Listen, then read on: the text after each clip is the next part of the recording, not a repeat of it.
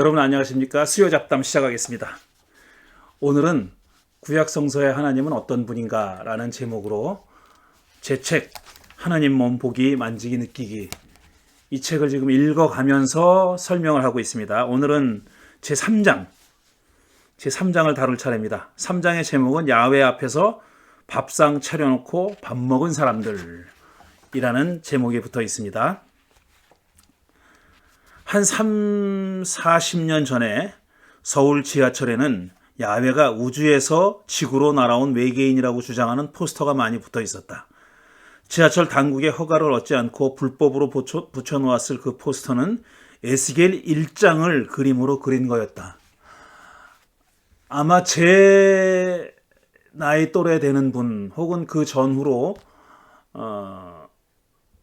그 정도 연배가 되시는 분들은 기억하실 분들이 있을 겁니다. 지하철에 아주 이상하게 생긴 이렇게 그림을 그려놓고, 이게 이제 에스겔서 1장이 묘사하고 있는 야훼 하나님이라면서 거기 묘사된 대로 상상화를 그린 겁니다.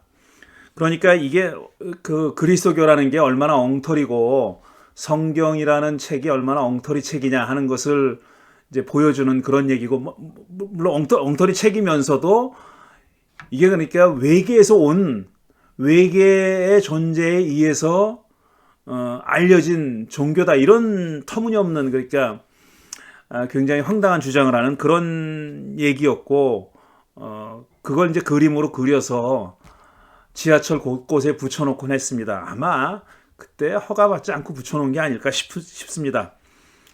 에스겔 1장의 내용은 이렇다. 유다 여호야긴 왕이 바벨론의 포로로 잡혀간 지 5년 되던 해 어느 날 에스겔 예언자가 그발 강가에 있었을 때 야훼가 하늘을 열어 그에게 환상을 보여줬다. 예언자는 야훼의 보좌를 봤다. 내용이 길어서 다 인용할 수는 없지만 그것을 그림으로 그린다면 매우 이상한 모양이 되겠다는 생각은 해본 적이 있다. 그 포스터가 그걸 그림으로 그리는 거죠. 그 포스터를 봤을 때는 터무니없다고 생각하고 웃었는데 지금 생각해보니 제법 잘 그린 그림이었다. 그러니까 에스겔서 1장이 묘사하고 있는 것을 그린 겁니다. 도대체 어떻게 묘사했기에 하는 궁금증이 생긴다면 그 포스터는 오래전에 사라졌을 터이니 에스겔 1장을 읽어보고 마음속으로 그려보시기 바란다.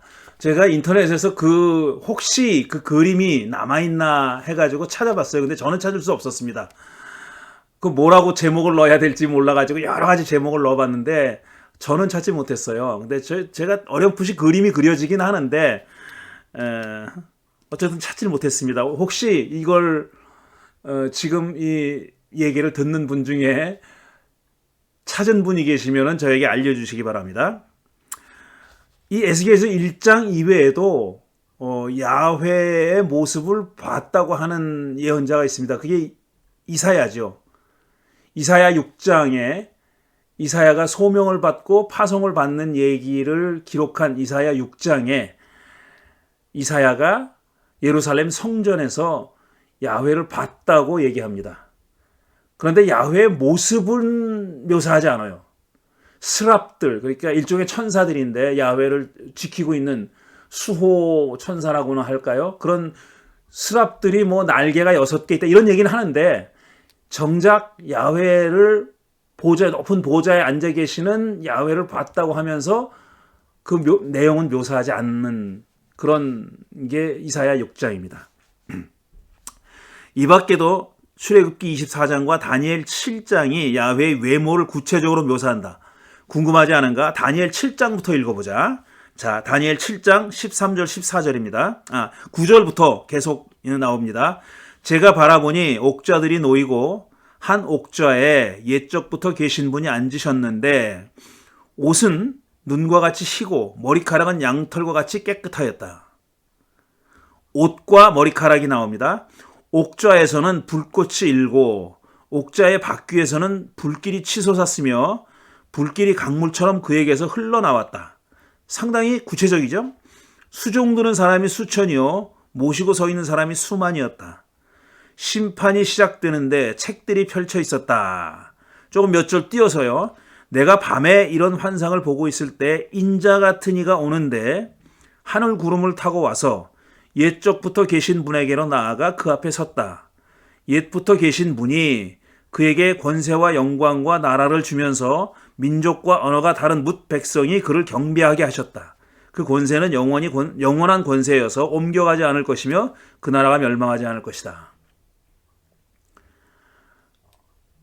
이만함은 상당히 구체적으로 묘사하고 있는 편입니다. 특히 옷이 눈과 같이 희고 머리카락은 양털과 같이 깨끗하였다. 옛적부터 계신 분은 이제 하나님을 가리키는 말이죠. 근데 그 하나님 앞에 인자 같은 이가 왔다 이겁니다. 하늘 구름을 타고 하나님 앞에 와가지고 그 앞에 섰다 이런 얘기죠. 근데 그 옛적부터 계신 분은 그에게 권세를 나눠줬다 이런 얘기입니다. 자, 이게 다니엘 7장에 나오는 얘기입니다.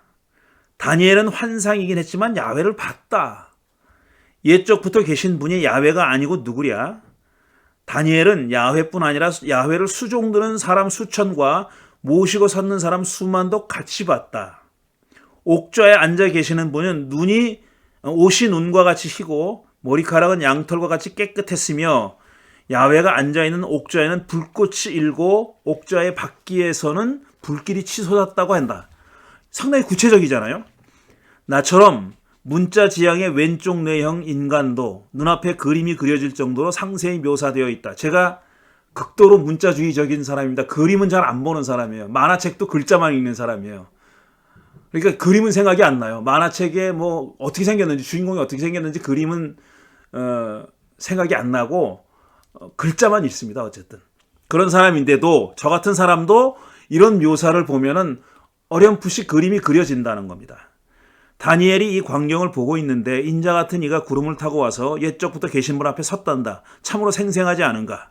구약성서에서 뭐가 됐든 모습을 이처럼 상세히 묘사한 구조는 흔치 않다. 흔치 않습니다. 여러분, 예수님이 어떻게 생겼는지 압니까? 성서 어디를 봐도 예수님의 외모를 묘사하는 대목은 없습니다. 예수님뿐 아니라 모세나 여타 유명한 사람들, 여호수아, 갈렙, 예언자들 중에 하나, 사사 중에 하나, 삼손이 머리카락이 길었다는 얘기만 있지 그 다음에 어떤 그 인물들도 외모를 묘사하는 그런 대목은 찾아보기 힘듭니다. 거의 없습니다. 그만큼 구약 성서가 또 신약을 포함해서 성서가 사람의 외모를 묘사하는 데 관심이 없는 거예요. 별로 관심이 없는 겁니다. 그런데 이 정도로 다니엘 예언자가 본 환상 가운데 본 어떤 모습을 이 정도로 구체적으로 묘사하는 데는 없습니다. 상당히 구체적이죠. 그런데 이상하다. 뭔가 부족하다는 느낌을 지울 수 없다. 상세하고 생생하지만 뭔가 빠졌다는 느낌 말이다. 야훼의 주변은 이토록 상세하고 생생하게 묘사하고서 정작 야훼 자신에 대한 묘사는 찾아보기 힘들다. 찾아보기 어렵다는 겁니다. 뭔가 빠졌다는 공허한 느낌은 거기서 온 것이다. 기껏 묘사한다는 것이 야훼의 옷과 머리카락이 전부다. 이게 눈부실 정도로 희다 그랬잖아요. 그리고 복음서에 보면은 예수님이 3명의 제자를 데리고 변화산에 올라가 가지고 이제 모세와 엘리야와 이렇게 만나잖아요. 그 장면도 눈이 부실 정도로 희다 그랬어요. 희게 변했다. 그래서 똑바로 바라볼 수 없을 정도였다라고 복음서가 설명하잖아요. 아마도 이 다니엘서 7장을 염두에 두고 복음서 기자가 그렇게 기록하지 않았나 싶습니다. 야훼의 옷과 머리카락이 전부다. 그 이상은 묘사하지 않는다. 야훼의 얼굴은 어떻게 생겼는지, 피부 색깔은 어떤지, 팔다리는 각각 2개인지, 수염은 있는지, 있다면 긴지 짧은지 등등에 대한 대해서는 이런 반구 말하지 않는다. 우리 회화작품에서 조각작품에서 전부 다 하나님은 다 수염이 긴 할아버지의 모습이잖아요. 그렇게 생각하고 있습니다. 그렇게 상상하고 있어요. 그런데 정작 성서에는 성서가 하나님의 외모를 묘사하는 아주 극히 드문 경우지만 그런 경우에서조차도 실제로 하나님의 모습을 묘사하지 않는다는 겁니다. 지금 말씀드렸듯이 머리가 긴지 짧은지, 수염이 긴지 짧은지, 피부색이 어떤지, 나이가 얼마나 들어 보이는지 이런 얘기가 일절 없습니다. 일체 없어요. 야훼의 외모에 대한 유일한 구체적인 묘사는 양털같이 깨끗한 머리카락이 전부다. 다니엘 7장에서 그렇다는 얘기입니다. 그 외에는 아무것도 없다. 야훼의 모습에 대해서 마음 단단히 먹고 서술한 게 이 정도라면 이런 생각이 한 번쯤 드는 것도 그리 이상하지 않을 게다. 혹시 구약 성서에는 하나님의 몸을 묘사하지 못하게 하는 문화적이고 종교적이고 신학적인 압박 같은 게 있는 게 아닐까라는 질문을 던져볼 수 있다는 겁니다. 분명히 상황은 야훼 하나님을 봤다 그러고, 지금 다니엘도 그렇고 에스겔도 그렇고 마찬가지입니다. 이사야도 그렇고 봤다 그래요. 그다음 모세도 그렇고요. 그리고 모세가 시내산에 데리고 올라간 장로들도 이제 금방 얘기하겠지만 야훼의 모습을 볼 기회가 있었습니다. 그런데 이상하게 묘사하지 않아요. 그렇다면은 야훼의 모습을, 외양을, 외모를 서술하거나 묘사하지 말아야 한다는 어떤 압박 같은 게, 금기 같은 게, 타부 같은 게 있지 않았나 하는 질문을 해볼 수 있다는 겁니다. 이런 의구심은 출애굽기 24장을 읽고 나면 더 깊어진다. 출애굽기 24장 1절부터 띄엄띄엄 읽어보겠습니다. 야훼께서 모세에게 말씀하셨다. 너는 아론과 나답과 아비후와 이스라엘의 장로 70명과 함께 나 야훼께로 올라와 멀찍이 엎드려서 나를 경배하여라. 자, 모세와 아론과 나답과 아비후. 나답, 아비후는 아론의 아들들이죠. 그러니까 나중에 죽지만 제사장의 이 가계를 잇는 아론이 제사장의 제일 선조니까 그 후손입니다. 그러니까 모세와 아론과 나답, 아비후, 그 다음에 70명의 장로들이니까 74명이죠. 74명이 올라간 겁니다. 모세 너 혼자만 나에게로 가까이 나아오고 그들이 나에게로 가까이 와서는 안 된다. 그러니까 모세만 특별한 인물입니다. 백성은 너와 함께 올라오지 않게 하여라. 70명의 장로들 빼고 지금 74명 빼놓고는 올라오지 말라는 거예요. 시내산으로 올라오지 말라는 겁니다. 모세는 아론과 나답과 아비후와 이스라엘의 장로 70명과 함께 올라갔다. 거기에서 그들은 이스라엘의 하나님을 보니 그 발 아래에는 청옥을 깔아놓은 것 같으며 그 말기가 하늘과 같았다. 야훼께서는 이스라엘의 지도자들을 손으로 치지 않으셨으므로 그들이 하나님을 배우며 먹고 마셨다. 그랬어요. 제가 하나님을 보니라는 요 귀절을 볼드로 처리했고요. 그 다음에 그들이 하나님을 배우며 먹고 마셨다라고 하는 마지막 문장의 일부를 볼드로 처리했습니다. 활자를 두꺼운 활자를 사용했어요. 야훼가 이스라엘과 언약을 맺으려고 백성의 대표들을 시내산 꼭대기로 불렀다. 이것이 매우 중요한 의미를 갖는 사건이면 두말할 나위도 없다. 언약을 맺는 겁니다. 카비넌트. 야훼는 이스라엘의 하나님이 되고 이스라엘은 야훼 하나님의 백성이 되는 언약을 맺는 거예요. 그런 장면입니다. 20세기의 가장 위대한 구약 신학자 중 하나라는 발터 아이히로트라는 사람이죠. 이 아이히로트가 구약 성서 전체의 중심 개념, 센터라고 얘기했어요. 센터 컨셉트, 센터가 되는, 중심이 되는 개념이라고 불렀던 야훼와 이스라엘 사이의 언약. 이 아이히로트는 구약 성서의 센터가 바로 언약이다 이렇게 얘기했습니다. 구약 성서에서 가장 중요한 개념 하나를 뽑으라면 그건 언약이다. 이렇게 설명한 사람이에요. 야훼와 이스라엘 사이의 언약 카비넌트가 맺어지는 자리니 말이다. 그 자리에는 모세와 아론과 아론의 두 아들 나답과 아비후 그리고 70명의 장로들이 있었다. 그러니까 74명이 있었던 겁니다. 이게 증인이라고 하면은 이 사람들이 언약이 맺어지는 광경을 목격한 그 현장에 있었던 당사자들입니다. 물론 이 언약은 야훼 하나님과 이스라엘 백성 전체와 맺는 언약이지만 언약을 맺는 자리엔 대표자들이 가게 돼 있는 거죠. 이 74명의 대표자들이 간 거예요. 물론 중심 인물은 모세지만 그러니까 위트니스의 자격으로, 증인의 자격으로 이렇게 73명이, 나머지 73명이 같이 동행했던 겁니다. 그러니까 74명이 함께 본 거예요. 그러니까 이것은 어떤 한 개인의 주관적인 경험이 아닌 겁니다. 적어도 74명의 사람들이 함께 겪었던 경험이라는 얘기죠. 모세와 나머지 73명 사이에 모종의 구별이 있긴 했다. 야훼에게 가까이 접근할 수 있는 사람은 모세 한 사람뿐이고 나머지는 둘이 만나는 곳에서 멀찍이 떨어져 있어야 했으니 말이다. 그렇게 기록하고 있잖아요. 멀찍이라고는 했지만 둘이 안 보일 정도는 아니었다. 그들도 둘의 행위를 목격하고 있었으니 말이다. 그리고 그들은 이스라엘 하나님을 봤다. 영어로는 they saw the God of Israel. 그들은 이스라엘 하나님을 봤다. 그랬어요. 모세 혼자도 아니고 아론과 둘이서도 아니었다. 그들을 포함해서 거기 있던 74명이 모두 봤다는 것은 무엇을? 이스라엘의 하나님을.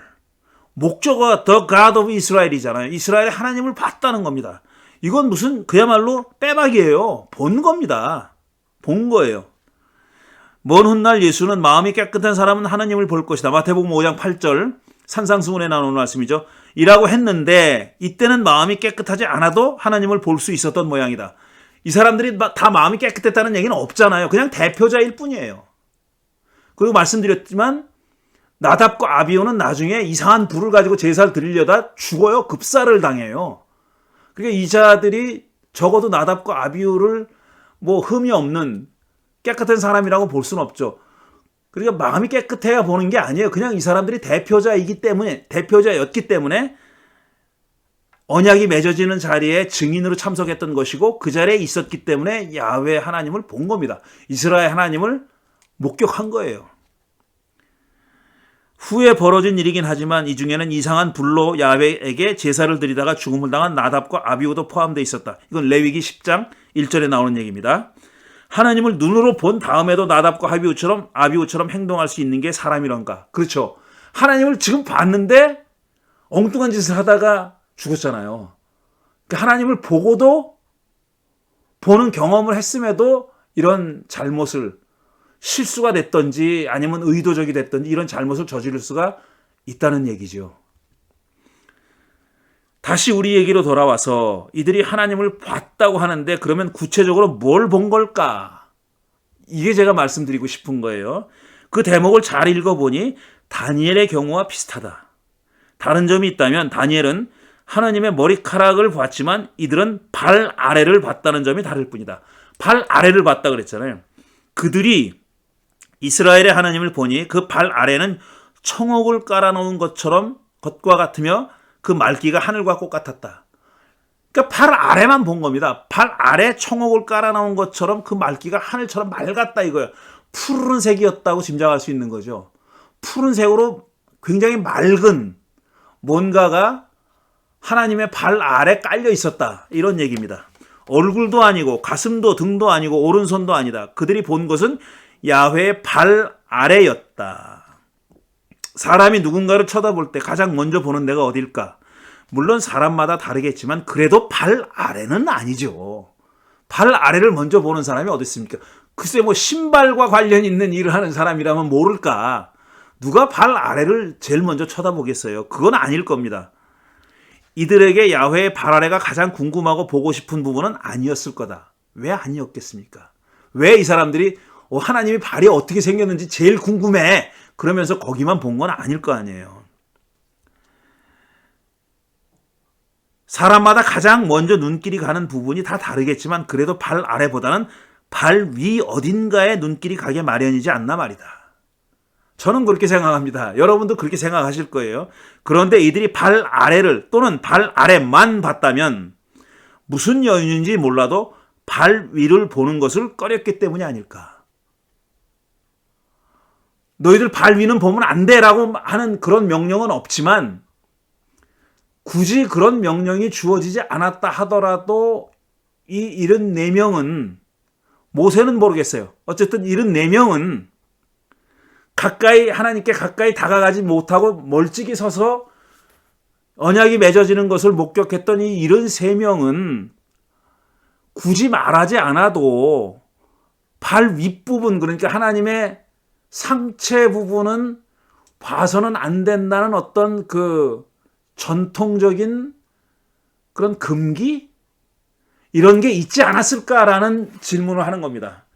그래서 그들이 감히 눈을 이렇게 올려서 그 위를 바라보지 못하고 발 아래만 쳐다본 게 아니겠냐 하는 거죠. 독자 입장에서는 뭔가 대단한 얘기가 나오리라 기대하고 숨죽이고 기다렸는데 보통 실망이 아니라, 저는 그랬어요. 어쨌든 이 구절을 읽을 때마다 느끼는 게 뭐냐, 야, 이거 이 사람들이 조금만 눈을 이렇게 치켜들고 위를 쳐다 봤었으면 어땠을까? 아니면 이 사람들이라고 보고 싶지 않았을까? 저는 보고 싶었을 것 같아요. 제가 만약 이 자리에 있었다면 적어도 발 아래만 보진 않았을 겁니다. 아마 몰래 훔쳐보려고 생각을 했을 것 같아요. 이게 뭔가 기왕 보여주려면 화끈하게 다 보여줄 일이지 왜 하필 발 아래뿐인가 말이다. 왜 야훼의 발 위는 보지 않았을까? 봐선 안 될 이유라도 있나? 혹시 발 윗부분은 보고도 묘사하지 못한 건 아닐까? 상상의 나래를 펴는 겁니다.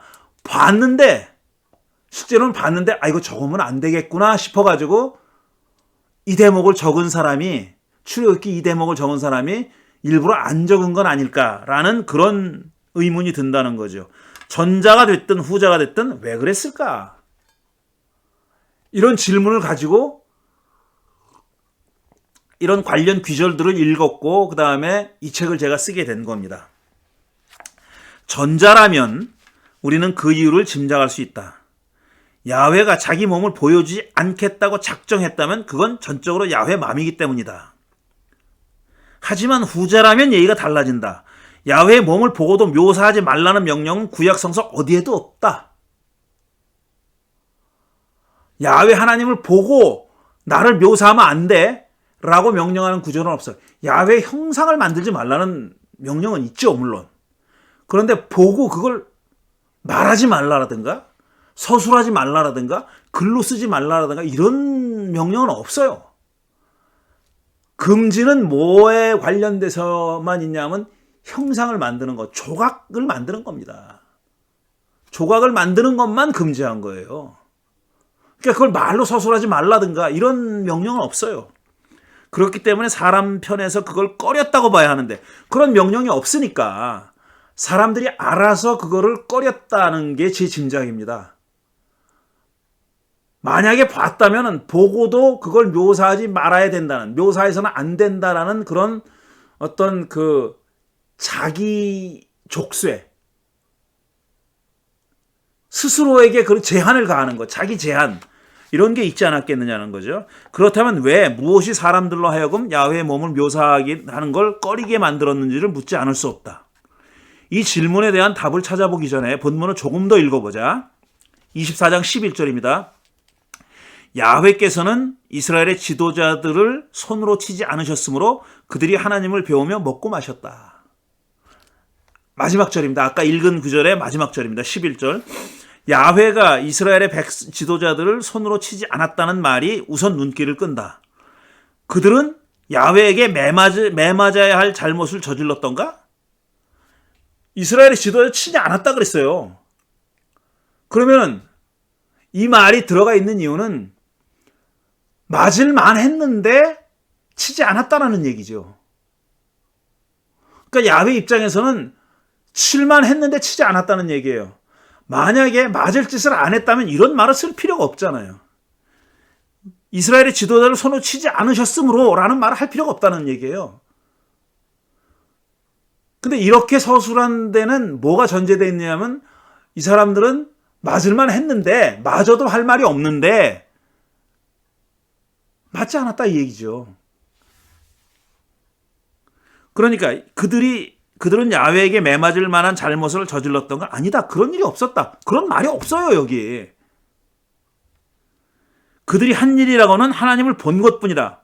그것 말고 다른 일이 벌어지진 않았다. 따라서 이 구절은 이스라엘의 지도자들이 하나님을 봤음에도 불구하고 야훼는 그들을 손으로 치지 않았다는 뜻으로 이해할 수밖에 없다. 그렇죠. 그 전에 봤다는 말이 나오잖아요. 봤다는 말이. 여기서도 나오고 바로 그들은 하나님을 배우며 먹고 마셨다 그랬어요. 어쨌든 본 겁니다. 어느 부분을 봤는지 몰라도 본 거예요. 그리고 얻어맞지 않은 겁니다. 야훼에게. 그러고 먹고 마셨다 그랬어요. 그러니까 멀쩡하게 먹고 마셨다는 겁니다. 얻어맞지 않고 야훼에게 맞으면 죽는 겁니다. 그냥 회초리로 몇 대 때리는 게 아니잖아요. 야훼가 치셨다 그러면 죽는 거예요. 그거는 아주 몹쓸 병에 걸리거나 죽는 거예요. 성서가 대부분 그렇게 얘기한단 말이죠. 근데 그런 일이 안 일어났어요. 그리고 야훼를 배우며 먹고 마셨다 그랬어요. 곧 그들이 하나님을 보고도 매를 맞지 않은 일은 예외에 속한다는 얘기다. 아주 특별한 예외였다는 겁니다. 대부분은 이렇게 이런 일이 벌어졌으면 맞게 되어 있는데 이 경우는 그렇지 않았다. 또 74명의 이스라엘 지도자들은 하나님을 배우며 먹고 마셨다 그랬어요. 영어로는 they beheld God and ate and drank 그랬어요. beheld, behold 이건 그냥 이렇게 스치듯이 바라보는 게 아니라 응시하는 걸 얘기하는 거죠. 그러니까 어떤 그 감각을 동원해서 의도를 가지고 쳐다보는 거예요. 비홀드 하는 거는 그냥 스쳐 지나가듯이 보는 게 아니에요. 그렇게 봤다는 겁니다. 그렇게 배우며 먹고 마셨다. 이들은 하나님을 보면서 음식을 먹고 음료를 마셨다. 사람이 하나님을 봤다면 그리고 자기가 하나님을 봤다는 사실을 깨달았다면 대부분 놀라고 두려워하는 게 보통이다. 그렇죠. 너무 떨려 정신을 잃는다 해도 이상하지 않다. 이사야 6장에서 우리가 지난번에 읽었잖아요. 이사야 6장에서 이사야가 소명받고 파송받을 때 하나님을 보고 난 이제 죽었구나 이렇게 얘기했잖아요. 그러니까 왜냐하면 내가 입술이 더러운 사람으로서 입술이 더러운 백성 가운데 살면서 하나님을 봤으니까 난 이제 죽었구나 이렇게 생각한 겁니다. 이사야는. 물론 그도 죽지 않았어요. 근데 그런 말이 나온 거는 하나님을 보면 죽는다. 출애굽기에 나와 있지만 실제로 출애굽기를 굳이 들지 않더라도 이스라엘 사람들 가운데 이스라엘 사람들이 가지고 있었던 신앙의 내용에는 믿음에는 신념에는 하나님을 보면 죽는다라는 게 있었던 거예요. 그런 내용이. 그렇지 않다 하더라도 하나님을 본다면 대부분 놀라고 두려워하고 너무 떨려 정신을 잃는다 해도 이상하지 않아요. 그런데 백성들은 야훼가 현존하는 시내 산에 무서워서 가까이 가지 못하고 모세에게 중재를 요청한 자들이 아니었던가. 나중에 그렇게 했잖아요. 이 백성들이 우리가 직접 하나님을 두려워서 못 뵙니다. 그러니까 모세더러 당신이 가서 계명을 받아다 전해달라고 그렇게 얘기하잖아요. 그래서 모세가 중재자가 되는 거죠. 그런데 여기서 그들은 속으로 어쨌는지 모르지만 적어도 겉으론 제정신으로 먹고 마셨다는 것이다. 먹고 마셨습니다. 그것도 하나님을 보면서 먹고 마셨다 그랬어요. 이는 매우 드문 경우에 속한다. 아니 구약 성서에서 이런 경우는 여기가 유일하다. 그들이 먹고 마신 것을 제대로 소화시키긴 했을까? 이런 얘기입니다. 제가 지금 오늘은 다니엘서와 출애굽기의 얘기를 읽었는데 두 본문의 공통적인 내용은 뭐냐 하면은 본 겁니다. 야훼 하나님을 봤어요. 봤는데 다니엘은 구체적으로 묘사하지 않아요. 머리카락이 흰 옷이다. 이건 옷은 야훼가 아니죠. 야훼도 옷을 입고 계셨다는 겁니다. 그러니까 이 옷이 제가 아니잖아요. 마찬가지에 그렇게 다니엘이 묘사한 것이라고는 머리카락밖에 없어요. 근데 머리카락이라는 게 뭡니까? 머리카락이 그 사람을 보여주는 거이기도 하지만 또 감추기도 하는 거잖아요. 머리카락으로 감출 수 있는 거죠. 긴 머리의 경우에는. 그러니까 그 얘기는 뭐냐면 머리카락을 봤다는 얘기는 봤지만 보지 않았다라는 의미가 담겨 있다고 볼 수 있죠. 그 다음에 이제 시내산에 올라간 73명, 모세 포함해서 74명은 야훼를 봤습니다. 그리고 일정한 부분을 묘사도 해요. 근데 그게 발 아래인 거예요. 발 아래. 바닥에 뭐가 깔려 있었다라는 것만 얘기했고, 그 다음에 그렇게 자신을 본 이 장로들을 야훼 하나님은 손으로 치지 않았다 그랬어요. 그래서 그들은 야훼 앞에서 야훼를 배웠고 먹고 마셨다 그랬어요. 그러니까 일상생활을 한 겁니다. 일상적인 일을 한 거예요. 야훼와 함께. 그렇지만 그들이 본 야훼가 어떻게 생겼는지는 묘사하지 않아요. 이게 참 뭐라 그럴까 아주 역설적인 아주 묘한 그런 묘사입니다. 이게 그냥 단순히 야훼의 모습을 보느냐 안 보느냐에 그치는 게 아니라 구약 성서가 야훼 하나님을 어떻게 인식하고 있는지, 어떤 분으로 믿고 있는지 하는 한 단면을 보여주는 겁니다. 그래서 제가 이 설명을 3장에서 드린 건데 절반만 했습니다, 오늘은. 그래서 후반부는 다음 주에 읽어가면서 다시 설명을 드리도록 하겠습니다. 오늘은 여기까지 하겠습니다. 감사합니다.